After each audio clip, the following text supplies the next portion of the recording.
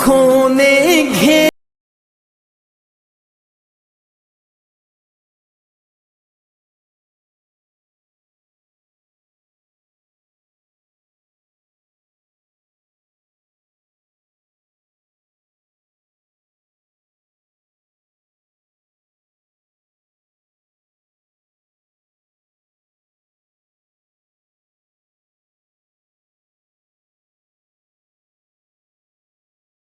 بسم اللہ الرحمن الرحیم صلو علی الحبیب صلی اللہ تعالی علیہ وسلم۔ معزز طلباء کرام، کل کے سبق میں ہم نے الکلمۃ لفظ کی تحقیق کی سوال و جواب کے ساتھ، یعنی سوال و جواب کے ساتھ پڑھا۔ آج ہم انشاءاللہ وضع لمعنن مفردن اور مفردن کی تحقیق کریں گے سوال و جواب کے ساتھ۔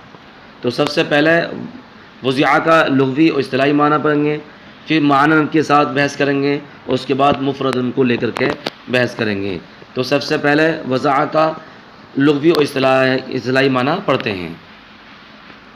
تو وضع یہ وضع سے ہے، اور وضع کا معنی آتا ہے رکھنا، متعین کرنا۔ وضع کی اصطلاحی تعریف ہے تخصیص الشیء بشیء بحیث متى اطلق الشیء الاول فہم منہ الشیء الثانی۔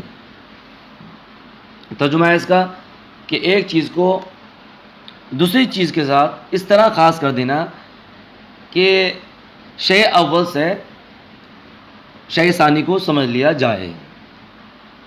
اور اس تعریف کے اندر جو دو چیزیں پائی جاتی ہیں، دو چیزوں کا علم ہوتا ہے، ایک موضوع کا اور دوسرا موضوع لہو کا۔ جس سے علم ہو اسے موضوع کہتے ہیں، اور جس کا علم ہو اس کو موضوع لہو کہتے ہیں۔ جیسے مثال کے طور پر ٹرین روکنے کے لیے لال بتی دکھانا یا لال جھنڈا دکھانا، تو لال بتی یا لال جھنڈا یہ موضوع ہوا، اور ریل کا رکنا یہ موضوع لہو ہوا۔ یعنی بتی دکھانے سے کس کا علم ہوا؟ ریل کے رکنے کا علم ہوا کہ بتی دکھانے سے ریل رک جائے گی۔ تو ایک چیز کو دوسری چیز کے ساتھ اس طرح خاص کر دینا کہ شیء اول سے شیء ثانی سمجھ لی جائے۔ تو شیء اول یعنی لال بتی سے شیء ثانی یعنی ریل کا رکنا سمجھ لیا گیا۔ یہ ہوئی صاحب وضع کی لغوی اور اصطلاحی تعریف۔ اب لمعنن کو لے کر کے بحث کرتے ہیں۔ تو لمعنن میں معنن اس کا معنی ہے ارادہ کرنا اور قصد کرنا، اور معنن کی اصطلاحی تعریف ہے ما یقصد بشیء، یعنی اس کا ترجمہ ہے ما یقصد بشیء کا جس کا کسی چیز سے ارادہ کیا جائے، یعنی جو کسی شے سے مقصود ہو۔ یہ ہوئی معنی کی اصطلاحی تعریف۔ معنن کے صیغوں کو لے کر کے تین احتمال نکلتے ہیں، تین احتمال ہیں: اسم مفعول کا، اسم ظرف کا، اور مصدر میمی کا۔ اعتراض کر سکتے ہیں کہ صاحب معنن اسم مفعول تو نہیں ہو سکتا کیونکہ یہ اسم مفعول کے وزن پر نہیں ہے، اور یہ بھی اعتراض کر سکتے ہیں کہ صاحب اسم ظرف اور مصدر میمی بھی اس کو نہیں شمار کر سکتے کیونکہ یہاں پر اسم ظرف اور مصدر میمی کا ترجمہ لیں گے تو معنی میں خرابی لازم آ جائے گی، کیونکہ اسم ظرف مانیں گے اسم ظرف مکانی، اور اسم ظرف زمانی کو مصدر میمی ہی کہتے ہیں۔ یعنی یہ کہہ دو اسم ظرف زمانی یا اسم ظرف مکانی، یعنی اسم ظرف مکانی بھی نہیں مان سکتے اور اسم ظرف زمانی بھی نہیں مان سکتے، کیونکہ اسم ظرف اسم مکانی کا معنی یہاں پر لیں گے تو اس کا ترجمہ غلط ہو جائے گا، جس میں مکان قصد یا نفس قصد کا معنی لیا جائے گا۔ یعنی کلمہ وہ لفظ ہے جو مکان قصد کے لیے وضع کیا گیا ہو، اور مصدر میمی میں ترجمہ ہوگا کلمہ وہ لفظ ہے جو نفس قصد کے لیے وضع کیا گیا ہو، اور یہ دونوں معنی غلط ہیں۔ یعنی تینوں احتمال تھے یہاں پر معنن میں کہ مفعول بنانے تو اس کی بھی نفی کر دی، مصدر میمی اور اسم ظرف کی بھی نفی کر دی۔ تو جب یہ تینوں کی نفی کر دی تو یہاں پر کون ہے، کون سا صیغہ صحیح ہوگا؟ تو یہاں پر جواب یہ دیا جائے گا کہ تینوں کا احتمال یہاں درست بھی بیٹھ جائے گا، وہ اس طریقے سے کہ معنن میں تعلیل ہوئی ہے کہ معنن یہ اصل میں معنویون تھا مرمویون کے وزن پر، تو یہ اسم مفعول ہے، تعلیل کر کے مانن ہو گیا ہے۔ مانن اصل میں کہتا معنویون تھا، جیسے کہ مرمویون، تو مرمویون اسم مفعول ہے، معنویون بھی اسم مفعول ہے، تو تعلیل کرنے کی وجہ سے معنن ہو گیا ہے، اور اس میں ظرف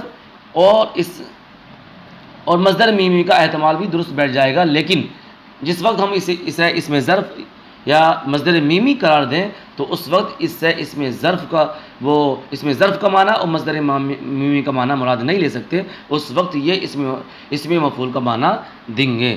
تو اس اعتبار سے معنن میں مفعول کا احتمال بھی ہو گیا، اس میں ظرف کا بھی احتمال ہو گیا، اور مصدر میمی کا بھی احتمال ہو گیا۔ لیکن یہاں پر ایک بات سمجھنا چاہیے، وہ یہ کہ جب مصدر میمی یا اس میں ظرف ہم مانے اس کو مانن کو، تو یہاں پر مفعول ہی کا ترجمہ کرنا پڑے گا، مصدر میمی کا اور اس میں ظرف کا معنی آپ نہیں کر سکتے۔ تو یہ ہوا صاحب معنن کا لغوی معنی اور اصطلاحی معنی، اور معنن صیغہ معنن کو لے کر کے احتمال کا بیان۔ یہاں پر ایک اعتراض کر سکتے ہیں کہ صاحب وضع کی تعریف میں یہ تھا کہ ایک چیز سے دوسری چیز سمجھ میں آ جائے، تو وضع کے اندر معنن کا معنی پا لیا گیا تھا، تو دوسری بار معنن کو ذکر کیوں کیا؟ کیونکہ معنن کا معنی یہ خود وضع کے اندر پایا جا رہا تھا، لیکن عبارت میں وضع لمعنن کہہ کر کے بیان کیوں کیا؟ تو اس کا جواب دیا جائے گا کہ صاحب یہاں تجرید ہے، بلاغت کی ایک قسم ہے تجرید، یعنی وضع سے معنن کے معنی کو ہم نے تجرید کر لیا، خالی کر لیا، جیسے قرآن شریف میں سبحان الذی اسریٰ بعبدہ لیلا، تو اسریٰ کے اندر لیل کا معنی پا لیا جاتا ہے، لیکن لیلن کو دوبارہ ذکر کر دیا، اسریٰ سے لیلن کا معنی تجرید کر لیا، خالی کر لیا۔ تو بلاغت کی ایک قسم ہوتی ہے تجرید، تو یہاں تجرید کے طور پر یہاں پر معنن کو بیان کر دیا ہے۔ دوسرا فائدہ یہ کہ صاحب کہ تعریف میں جنس ہوتی ہے، فصل ہوتی ہے، تو الکلمۃ لفظ میں لفظ یہ جنس تھا، اور وضع یہ فصل اول تھا، جس سے محملات نکل گئے تھے، جس سے محملات کو نکال دیا تھا، اور معنن یہ دوسری فصل ہے۔ اب ہم مفردن کا لغوی اور اصطلاحی معنی پڑھتے ہیں۔ تو مفردن کا لغوی معنی ہے فرد، یعنی مفرد لغت میں فرد کو کہتے ہیں، اور اصطلاحی تعریف ہے ما لا يدل جزء اللفظ علی جزء معناه، یعنی وضع کے اعتبار سے جزء لفظ جزء معنی پر دلالت نہ کرے، یعنی لفظ کا جزء اس کے معنی کے جزء پر دلالت نہ کرے، تو یہ مفرد کی اصطلاحی تعریف ہے۔ اعتراض ہوتا ہے کہ صاحب آپ کی تعریف جو آپ نے کی ہے، آپ کی تعریف جامع نہیں، کیونکہ اس سے الرجل قائمۃ اور بسر جیسے مثالیں خارج ہو گئیں، کیونکہ الرجل مثال کے طور پر الرجل میں الف لام، یہ الف لام تو ہے، یہ تعریف بدلا کرتا ہے، اور رجل ذات رجل بدلا کرتا ہے۔ قائمۃ میں قائم قیام بدلا کرتا ہے، ہوتا تانیث پر۔ بصریون میں بصرہ شہر بدلا کرتا ہے، اور یا نسبت بدلا کرتا ہے۔ تو آپ کی تعریف سے یہ مثالیں نکل گئیں، تو کہا کہ صاحب ہم اسے مفرد مانتے نہیں ہیں، بلکہ مرکب مانتے ہیں۔ پھر اس پہ اعتراض ہوتا ہے کہ صاحب جب آپ مرکب مانتے ہیں تو اعراب ایک کیوں دیا؟ اس کے اندر ایک اعراب ہے الرجل، ایک اعراب ہے ضمہ، جب مرکب ہے دو اعراب دینا چاہیے تھے۔ تو اس کا جواب دیا کہ صاحب دو اعراب اس لیے نہیں دیے کہ شدت اتصال کی بنیاد پر، یہاں دو اعراب پڑھنا دشوار ہے، محال ہے، شدت اتصال کی بنیاد پر دو اعراب نہیں دیے۔ تو بتایا کہ صاحب عبداللہ یہ بھی مرکب ہے، تو یہاں پر آپ نے دو اعراب دے دیے۔ جب یہاں مرکب پر الرجل مرکب پر دو اعراب نہیں بلکہ ایک اعراب دیا، تو عبداللہ جو کہ مرکب ہے اس میں بھی دو اعراب دینے چاہیے، لیکن ایک اعراب دینا چاہیے تھا، لیکن آپ نے یہاں پر دو اعراب دے دیے، یعنی ایک عبدو اور ایک اللہ پہ، اللہ پہ کسرہ ہے اور عبدو پہ پیش ہے، دو اعراب دے دیے۔ تو اس کا جواب یہ دیا گیا کہ صاحب عبداللہ جب علم قرار دے دی جائے،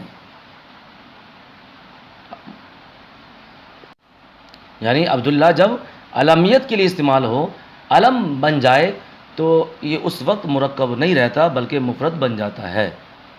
پھر اعتراض ہوا اگر یہ مفرد ہے دو اعراب کیوں، ایک عبد پر اور دوسرا لفظ اللہ پر؟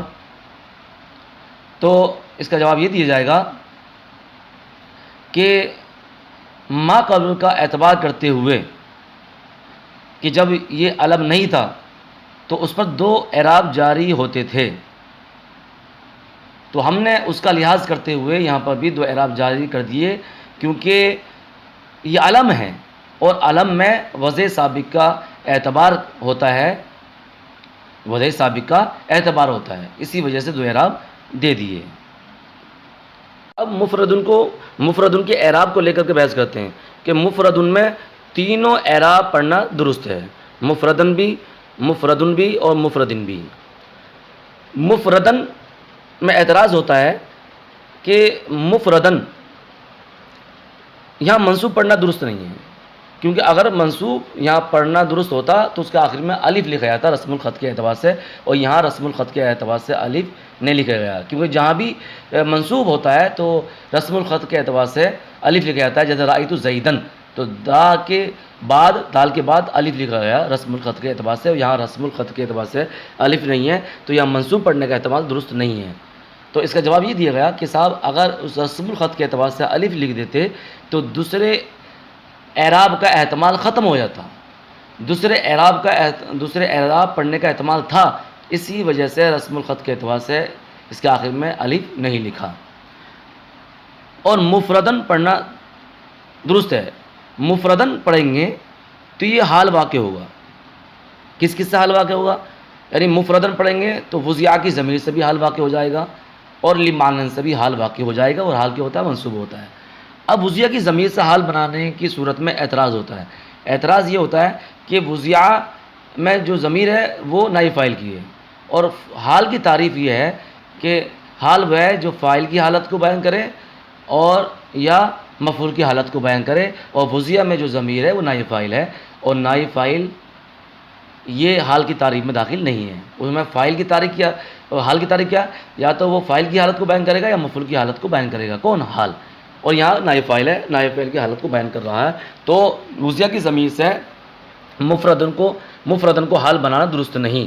تو اس کا جواب یہ دیا جائے گا کہ صاحب حال کی تعریف میں یہ ہے جو فاعل کی حالت کو بیان کرے یا مفعول کی حالت کو بیان کرے، تو یہاں پر فاعل کی دو قسمیں ہوتی ہیں، فاعل حقیقی، فاعل حکمی۔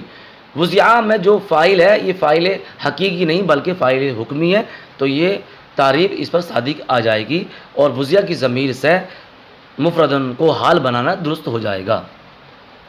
دوسرا احتمال کہ لمعنن سے بھی حال بنا سکتے ہیں مفردن کو۔ پھر اعتراض ہوتا ہے کہ صاحب حال کی تعریف ہے جو فاعل کی حالت کو بیان کرے یا مفعول کی حالت کو بیان کرے، تو لمعنن یہاں پر نہ فاعل ہے نہ مفعول ہے بلکہ مجرور ہے۔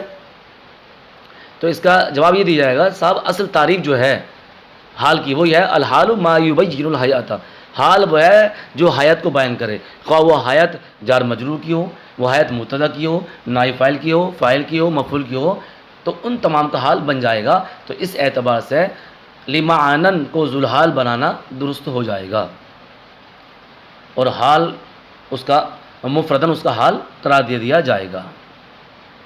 یہاں پر ایک اعتراض کر سکتے ہیں، وہ اعتراض یہ کہ صاحب جب ذوالحال نکرہ ہو تو حال کو ذوالحال پر مقدم کرنا واجب ہے، اور لمعنن یہاں ذوالحال ہے، لمعنن یہاں پر ذوالحال ہے اور یہ نکرہ ہے، اور قاعدہ ہے جب ذوالحال نکرہ ہو تو حال کو ذوالحال پر مقدم کرنا واجب ہے، تو مفردن کو پہلے لانا چاہیے، لمعنن کو بعد میں لانا چاہیے تھے، لیکن آپ مفردن کو یعنی جو حال ہے اس کو بعد میں لے کر آئے اور ذوالحال کو پہلے لے کر آئے، حالانکہ ذوالحال نکرہ ہے۔ تو اس کا جواب یہ دیا جائے گا کہ صاحب حالت نسبی میں اگر ذوالحال نکرہ ہو تو ایسی صورت میں حال کو ذوالحال پر مقدم کرنا واجب ہوتا ہے، کیونکہ وہاں پر صفت سے اقتباس ہوتا ہے کہ کہیں اس حال کو صفت نہ قرار دے دیا جائے، جیسے رأیت رجلا راکبا میں، تو راکبا یہ حال واقع ہے، تو کوئی صفت قرار نہ دے دیا جائے کہ راکبا یہ رجلا کی صفت واقع ہے، اس وجہ سے حال کو ذوالحال نکیرہ پر حالت نسبی میں مقدم کرنا واجب ہوتا ہے. جیسے رأیت رجلا راکبا کو پڑھیں گے رأیت راکبا رجلا، اور حالت جری میں یہ التباس ہوتا نہیں ہے، اس لیے یہاں پر حال کو ذوالحال پر مقدم نہیں کریں گے جبکہ ذوالحال نکیرہ ہو. مفردن پڑھیں گے تو یہ صفت واقع ہوگا لفظ کی، یعنی اس وقت ترجمہ ہوگا کلمہ وہ لفظ مفرد ہے جو کسی معنی کے لیے وضع کیا گیا ہو. تو مفردن کو لفظ کی صفت ثانی قرار دینے میں اعتراض ہوتا ہے. اعتراض یہ کہ صاحب کہ مفردن کو جو لفظ کی صفت قرار دیں گے تو لفظ کی دو صفتیں ہو جائیں گی، صفت اول وضع لمعنن اور صفت ثانی مفردن. تو پہلی جو صفت ہے وضع لمعنن یہ مرکب ہے، جملہ ہے، اور مفردن جو صفت ہے یہ صفت مفرد ہے، اور مفرد یہ مرکب پر مقدم ہوتی ہے. تو مفرد جو صفت ہے اس کو پہلے لے کے آتے، وضع لمعنن جو صفت اول بنائی ہے اسے صفت ثانی قرار دے کر کے بعد میں لے کر آتے، لیکن آپ نے الٹا کیا، جو مرکب ہے اس کو پہلے لے کے آئے، جو مفرد ہے اس کو بعد میں لے کر آئے. تو اس کا جواب یہ دیا جائے گا کہ صاحب وضع مفرد اور مقدم سے وضع مفرد اور مرکب سے مقدم ہوتی ہے، کیونکہ پہلے شے کی وضع ہوتی ہے پھر اس کے بعد حکم لاگو ہوتا ہے کہ یہ مفرد ہے یہ مرکب ہے. تو اس کا اعتبار کرتے ہوئے، اس کا لحاظ کرتے ہوئے وضع لمعنن اس کو صفت اول قرار دیا اور مفردن کو صفت ثانی قرار دیا جو کہ مفرد ہے، مرکب نہیں ہے. اور مفردن پڑھیں گے تو یہ صفت ہوگا لمعنن کی، اور اس وقت ترجمہ ہوگا کہ کلمہ وہ لفظ ہے جس کو معنی مفرد کے لیے وضع کیا گیا ہو. اعتراض ہوتا ہے کہ صاحب معنن منصوب ہے، پھر مفرد مجرور کو کس طرح معنن کے لیے صفت قرار دیتے ہیں؟ تو جواب اس کا یہ ہوگا کہ معنن پر لام جارہ داخل ہے، اسی لیے کہ یہ لفظاً اگرچہ منصوب ہے مگر تقدیراً مجرور ہے. تو مفردن کو وہ مفردن کو معنن کی صفت بنانے میں کوئی حرج کی بات نہیں ہے.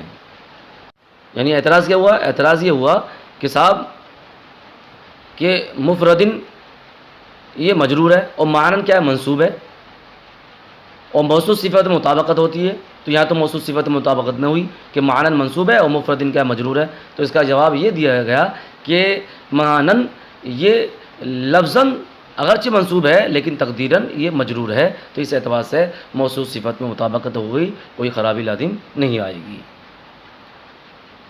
تو یہ ہوئی صاحب الکلمۃ لفظ کے بعد وضع لمعنن مفردن مفردن مفردن کی تحقیق مع اعتراضات و جوابات. صدق اللہ العظیم واللہ اعلم بالصواب.